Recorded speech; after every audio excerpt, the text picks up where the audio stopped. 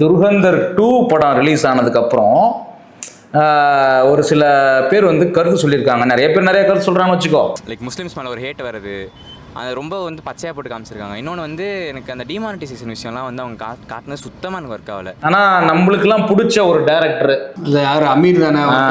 Director Amir வந்து என்ன சொல்லியிருக்காரு, அவர் வந்து இந்த பாகிஸ்தான் உளவாளி வந்து இங்கே வந்தால் அவங்களுக்கு அது தேசபக்தி, நம்ம உளவாளி அங்கே போனால் நம்மளுக்கு அது தேசபக்தி.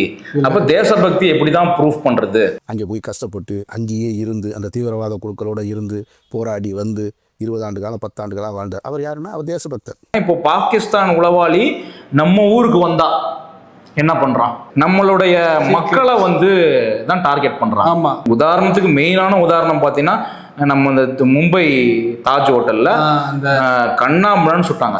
165 பேரும் 150 பேர் செத்து இருக்காங்க.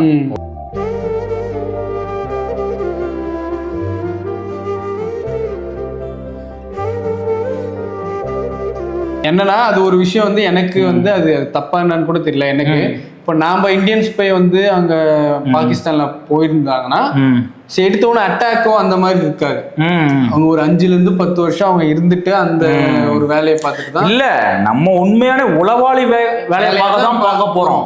அங்க போயிட்டு பாகிஸ்தான் மக்களை சுடுறது, பாகிஸ்தான் அப்பாவிகளை வந்து வெட்டி தள்ளுறது, அப்படி எதுவும் நம்ம இந்தியன் ஸ்பை பண்ணதா இதுவரையும் ஒரு நியூஸும் வந்தது இல்ல. அவனோட அதிகபட்ச பவர் என்னவோ அததான் வந்து யூஸ் பண்ற மாதிரி. அந்த படத்திலேயே அந்த ஹீரோ வந்து ஹீரோயின்ட்ட ஒரு விளக்கம் கொடுப்பான். ஆமா, ஒண்ணு சொல்லும்ல, என் நாட்டுக்கு வந்து என் நாட்டு மக்களை இது பண்ண போறியா? அவன் சொல்ல, உன் நாட்டு மக்கள் டார்கெட் இல்லம்மா, உன் நாட்டு மக்கள்னால பாதிக்கப்படுற ஆளுங்களை தான் நான் வந்து டார்கெட். அப்படி கூட அவன்